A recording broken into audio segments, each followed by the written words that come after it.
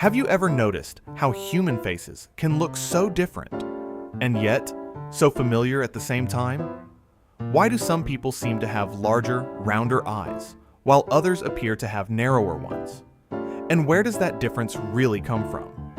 At first glance, it might seem like a simple observation, something we've all casually noticed. But the truth is, behind that small detail lies a much deeper story, one shaped by environment, time, and the quiet influence of human adaptation. Because what we're really looking at isn't small eyes at all. It's something far more specific and far more fascinating. When people talk about this feature, they're usually referring to a trait known as the epicanthic fold.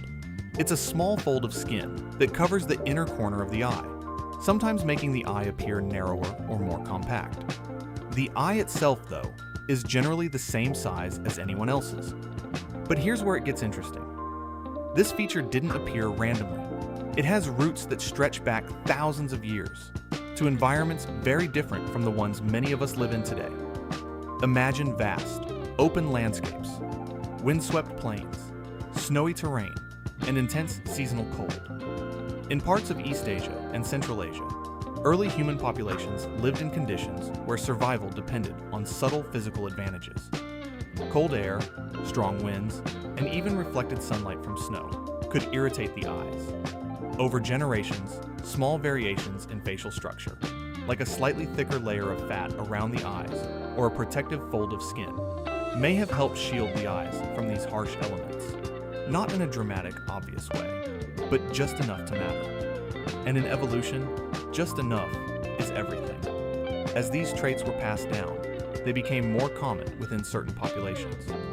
Not because they were better in any universal sense, but because they were useful in a specific place, at a specific time. Slowly, almost invisibly, these features became part of the natural diversity of human appearance, and it didn't stop there. As people migrated, settled, and built cultures, these physical traits traveled with them. They became part of identities, of families, of entire regions. Over time, what may have started as a small environmental adaptation became something much more visible, something we now associate with entire groups of people. But the story isn't just about survival. It's also about perception. Human beings are incredibly good at noticing differences, especially in faces. Our brains are wired to pick up patterns, to group things, to simplify what we see. So a subtle feature, like the epicanthic fold, can become something we overemphasize, sometimes even misunderstanding it entirely. In reality, human faces exist on a spectrum.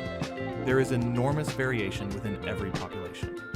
Not all Asian people have the same eye shape, and similar features can be found in other parts of the world too, including among some indigenous groups, and even in certain European populations, which raises a quiet but important realization.